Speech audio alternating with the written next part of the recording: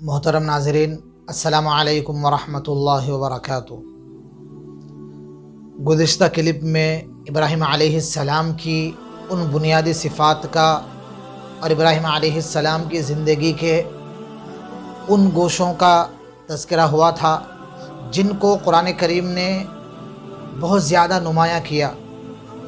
انہی بنیادی صفات میں ایک صفت ابراہیم علیہ السلام کی حنفیت ہے، اور قرآن کریم میں کئی جگہ ابراہیم علیہ السلام کے بارے میں فرمایا گیا حنیفا مسلمہ، کہ ابراہیم علیہ السلام حنیف ہیں۔ اور حنیف کا معنی ہے کہ وہ ذات جو سب سے کٹ کر اللہ سے جڑ جائے، وہ ذات جو تمام چیزوں سے یکسو ہو کر صرف اپنا تعلق اللہ سے قائم کر لے، اور جس کی تمام امیدیں صرف اللہ ہی سے وابستہ ہوں، اور بھروسہ کرے تو صرف اللہ ہی پر بھروسہ کرے، اس ذات کو حنیف کہتے ہیں۔ ابراہیم علیہ السلام بہت بڑے موحد تھے، توحید کے سب سے بڑے علمبردار تھے، اور توحید کے بہت بڑے داعی تھے۔ پوری زندگی ابراہیم علیہ السلام کی توحید کی دعوت میں گزری۔ محترم ناظرین، یہاں میں یہ بات بالکل واضح کرنا چاہتا ہوں کہ تمام انبیاء کے دنیا میں آنے کا ایک بڑا مقصد توحید ہی ہے۔ اللہ کی توحید سے لوگوں کو واقف کروانا یہ انبیاء کے بنیادی مقاصد میں سے ہیں، اور تمام آسمانی مذاہب کی بنیاد ہی عقیدہ توحید ہے، اور اسلام کا سب سے مرکزی عقیدہ توحید ہے۔ اسی طرح جو عقیدہ توحید ہے، اسی سے انسان کا شرف باقی ہے۔ اگر انسان شرک میں مبتلا ہو جائے، شرک کرے، تو انسان کا جو شرف ہے، جو بلند اونچا مقام ہے، وہ گھٹ جائے گا۔ عقیدہ توحید ہی سے انسان کا شرف باقی رہ سکتا ہے۔ اسی طرح عقیدہ توحید یہ اسلام کا وہ مرکزی عقیدہ ہے جس سے تمام اسلامی اعمال کو غذا ملتی ہے۔ یہ عقیدہ جتنا کھرا ہوگا، یہ عقیدہ جتنا مضبوط ہوگا، اتنی ہی اسلامی زندگی مضبوط ہوگی۔ اگر یہ عقیدہ کمزور ہوگا تو پھر وہ کمزوری پورے اعمال میں ظاہر ہوگی۔ اسلام میں اور دیگر مذاہب میں ایک بڑا فرق عقیدہ توحید کا ہے۔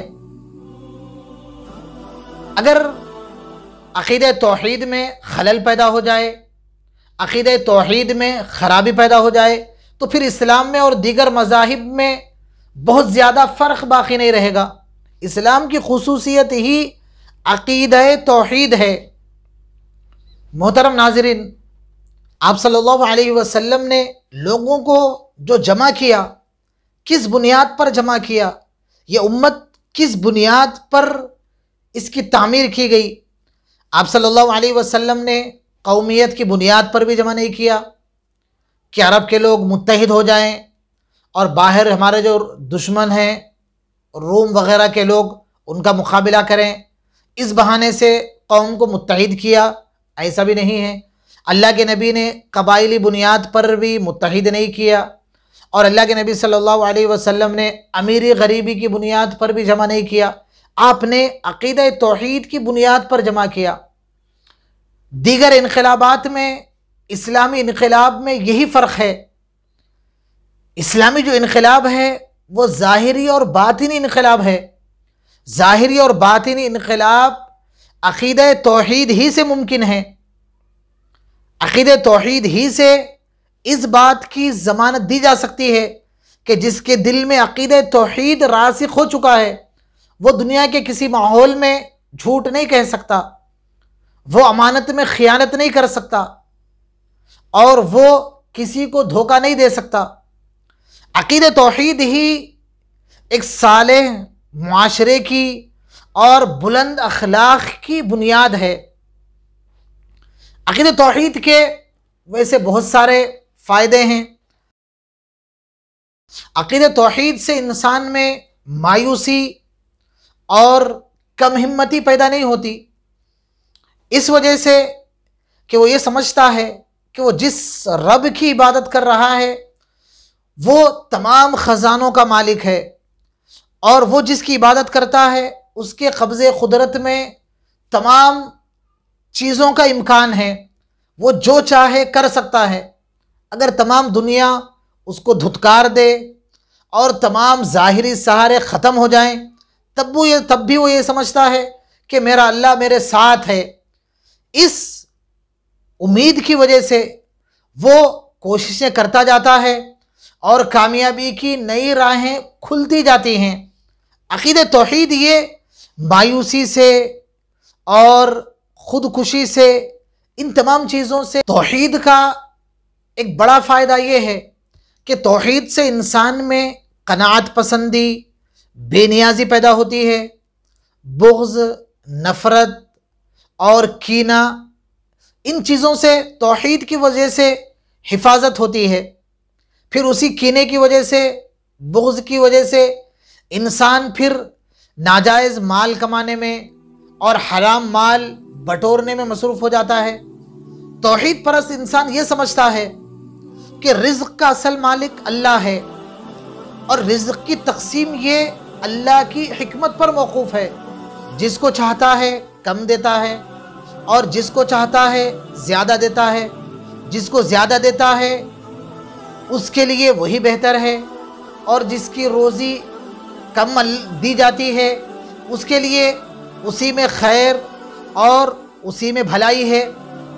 اس تصور سے وہ مال کی کمی کو اپنی ناکامی تصور نہیں کرتا، اور پھر ناکامی تصور کر کے حرام مال بٹورنے میں، رشوتیں لینے میں اور ناجائز مال کمانے میں کبھی بھی اپنے آپ کو نہیں لگاتا۔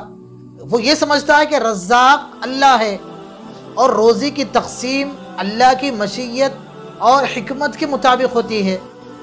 توحید کی ضد شرک ہے، اور شرک سب سے بڑا گناہ ہے۔ شرک یہ اللہ تعالیٰ سے بغاوت ہے، شرک یہ انسان کی سب سے بڑی توہین ہے کہ انسان اپنے سے کمتر مخلوق سے امیدیں لگائے، اپنے سے کمتر مخلوق کے سامنے ماتھا ٹیکے، اور اپنے سے کمتر مخلوق کو خدا بنائے، معبود سمجھے۔ اس سے بڑی انسانیت کی کوئی اور توہین نہیں ہو سکتی۔ توحید یہ انسانیت کا شرف ہے، شرک یہ انسانیت کی سب سے بڑی توہین ہے۔